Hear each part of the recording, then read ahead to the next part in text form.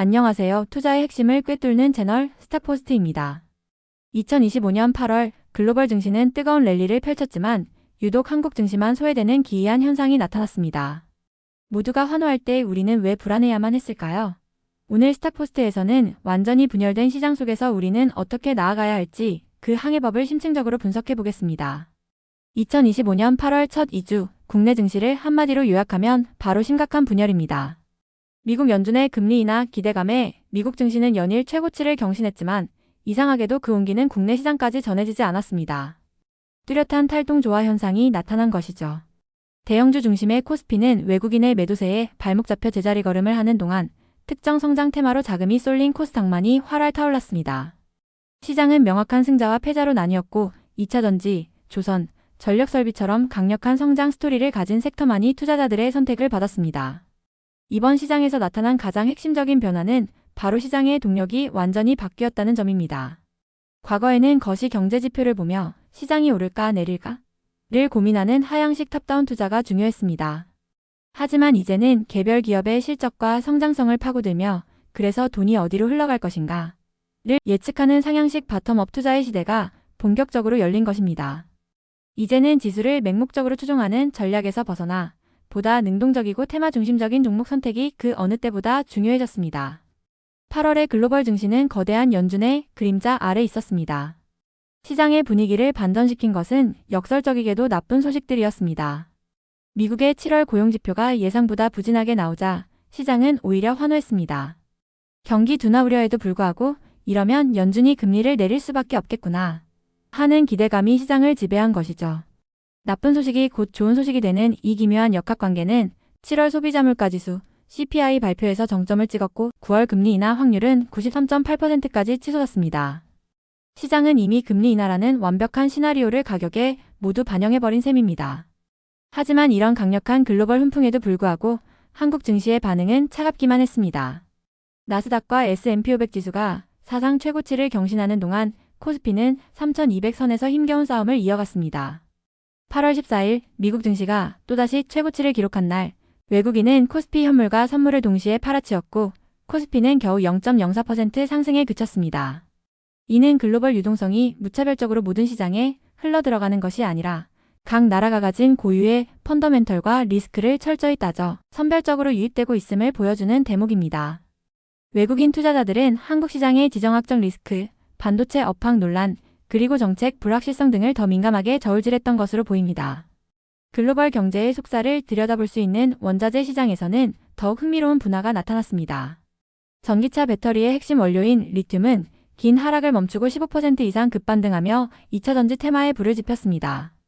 닥터코퍼라 불리는 구리 역시 AI 데이터 센터와 전기차라는 구조적 수요에 힘입어 강세를 유지했죠. 반면 전통 경제의 동력인 국제유가는 안정적인 흐름을 보였습니다. 이는 산업 수요의 핵심 동력이 석유에 의존하는 전통 제조업에서 리튬과 구리에 의존하는 전기화 및 데이터 인프라 중심으로 구조적으로 이동하고 있음을 보여주는 명확한 신호입니다. 그럼 지난 2주간 한국 증시에서는 구체적으로 어떤 일들이 있었을까요? 첫째 주 시장은 주식세제 개편안에 대한 우려가 완화되면서 안도 랠리로 시작했습니다. 이후 미국의 부진한 고용지표가 금리 인하 기대감을 키우면서 외국인과 기관의 쌍끌이 매수가 유입되기도 했죠. 하지만 주 후반으로 가면서 코스피는 힘이 빠지고 코스닥의 특정 테마만 강세를 보이는 차별화의 조짐이 나타났습니다. 그리고 둘째 주 이러한 차별화는 더욱 격렬해졌습니다. 리튬 가격 반등에 2차전지가 폭발하고 미국 ITC의 판결 소식에 OLED 섹터가 급등하는 등 시장은 거시 경제의 흐름보다는 개별적인 테마와 이벤트에 따라 움직이는 모습을 명확히 보여주었습니다. 이번 분석 기간 동안 코스닥은 코스피보다 일관되게 우수한 성과를 보였습니다. 왜 이런 현상이 나타났을까요? 이유는 간단합니다. 바로 돈의 흐름 때문입니다. 대형 수출주가 중심인 코스피는 글로벌 경기 둔화 우려와 외국인의 차익 실현 매물에 시달렸습니다. 반면 2차전지, 바이오, 기술 부품 등 보다 민첩하고 강력한 성장 스토리를 가진 기업들이 포진한 코스닥은 새로운 성장 동력을 찾는 자금의 최종 목적지가 되었던 것입니다. 시장 참여자들의 움직임은 명확하게 엇갈렸습니다. 스마트 머니로 불리는 외국인과 기관은 코스피를 팔고 코스닥을 샀습니다. 반면 개인 투자자들은 떨어진 대형주를 저가 매수하고 급등한 코스닥 테마주에서 차익을 실현하며 정반대의 포지션을 취했죠. 특히 외국인의 움직임은 주목할 만합니다. 그들은 한국 시장을 떠나는 것이 아니라 한국 시장 안에서 전통적인 대형주 비중을 줄이고 목표가 명확한 고성장 테마로 자금을 이동시키는 전략적 재분배에 나선 것입니다.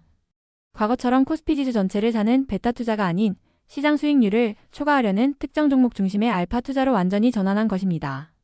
이제 우리는 외국인이 코스피를 얼마나 사느냐가 아니라 그들의 돈이 어떤 섹터와 종목으로 흘러 들어가는지를 더 세밀하게 추적해야 합니다. 그렇다면 그 많던 시장의 자금은 과연 어디로 흘러 들어갔을까요? 지금부터 돈의 흐름을 따라가며 시장을 주도했던 핵심 테마들을 하나씩 심층 분석해 보겠습니다. 가장 먼저 시장의 주인공으로 화려하게 귀환한 2차전지 테마입니다. 1년이 넘는 긴 조정 끝에 불사조처럼 부활했는데요. 여기에는 세 가지 완벽한 조건이 있었습니다. 첫째, 핵심 원자재인 리튬 가격의 반등. 둘째, 금리 인하 기대감이라는 거시적 순풍. 그리고 셋째, 기술적으로 과매도 상태에 있었다는 점입니다. 이러한 복합적인 호재에 에코프로비엠, 삼성 SDI, 신흥 SEC 등 양극재부터 셀, 부품사까지 같이 사슬 전반이 불타올랐습니다. 다음은 굳건한 펀더멘털을 증명한 조선업입니다. 조선업 테마는 막연한 기대가 아닌 실제 숫자로 슈퍼사이클을 증명했습니다. 대한조선이 영업이익 48배 증가라는 경이적인 실적을 발표하며 시장에 충격을 주었죠. 여기에 더해 미국의 마스가 프로젝트라는 새로운 성장 스토리가 더해졌습니다. 국내 조선사들이 미 해군 함정의 유지보수 파트너로 부상하면서 고마진 방산 분야라는 새로운 성장 동력까지 확보하게 된 것입니다. HD 한국조선해양과 같은 대형사는 물론 기자재 업체까지 동반 상승하는 건강한 흐름을 보여주었습니다. 세 번째 주인공은 현 시대 가장 강력한 메가트렌드 AI와 직접적으로 연결된 전력설비 테마입니다. AI 산업의 폭발적인 성장은 필연적으로 데이터 센터 증설로 이어지고 이는 변압기, 초고압 케이블 같은 핵심 기자재의 구조적인 공급 부족을 야기하고 있습니다. LS 일렉트릭과 LS 에코에너지가 나란히 신고가를 경신하며 그 위력을 보여줬죠. 이 테마는 단기적인 경기에 흔들리지 않는 향후 수년간 지속될 수 있는 장기 성장 잠재력을 품고 있습니다. 때로는 시장 외부의 사건이 거대한 기회를 만들기도 합니다. 오엘이디와 반도체 소부장 섹터가 바로 그 예시입니다. 미국 ITC가 중국의 BOE에 사실상의 수입금지 판결을 내리자 한국 OLED 기업들이 반사 수혜를 입을 것이라는 기대감에 LG디스플레이와 덕산네오록스가 폭등했습니다. 또한 애플이 차세대 칩 생산 파트너로 삼성을 선택했다는 소식은 두산테스나 원익 IPS와 같은 국내 공급망 파트너들에게 훈풍을 불어넣었습니다. 이는 미중 기술 패권 경쟁 속에서 한국 기업의 기술력뿐만 아니라 신뢰할 수 있는 파트너라는 지정학적 해자가 얼마나 중요한지를 보여주는 명확한 사례입니다.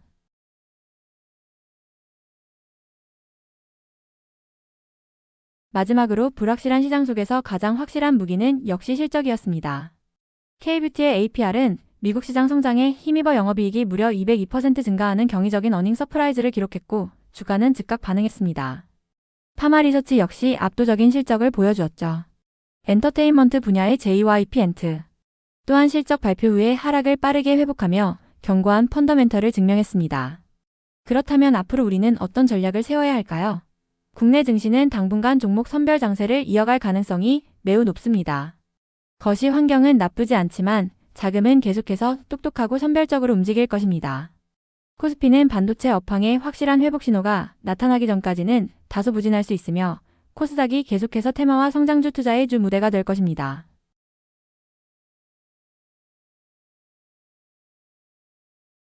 우리는 지금 시장을 주도하는 테마들을 옥석 가리기 해야 합니다. AI 인프라와 연계된 전력설비, 수주잔고가 든든한 조선업, 그리고 미중 갈등에 수혜를 입는 기술 공급망 재편은 장기적으로 지속될 가능성이 높은 구조적 트렌드입니다. 반면 2차전지는 강력하지만 원자재 가격 등에 따라 변동성이 큰 순환적 성격을 가지며 정치 테마와 같은 단기 이벤트는 가장 높은 리스크를 수반한다는 점을 기억해야 합니다. 따라서 우리의 포트폴리오는 다음과 같이 구성되어야 합니다. 중심에는 전력설비, 조선, K뷰티처럼 구조적인 성장성과 검증된 수익성을 갖춘 핵심 자산을 두어야 합니다. 그리고 2차전지 테마처럼 강력한 모멘텀을 가진 곳에는 리스크 관리를 병행하며 전술적으로 자산을 배분하는 전략이 유효합니다. 가장 중요한 것은 펀더멘털이 뒷받침되지 않는 투기적 급등주를 추격 매수하는 것을 지향하고 스마트 머니의 흐름을 따라 펀더멘털이 견고한 성장 스토리에 자금을 집중하는 것입니다. 오늘은 분열된 시장 속에서 돈의 흐름을 추적하고 살아남기 위한 투자 전략을 함께 고민해 보았습니다. 시장은 언제나 우리에게 새로운 질문을 던지지만 그 속에서 기회는 언제나 존재합니다. 오늘 내용이 도움이 되셨다면 구독과 좋아요, 알림 설정까지 부탁드립니다. 스탁포스트는 다음 시간에도 더 깊이 있는 분석으로 돌아오겠습니다. 감사합니다.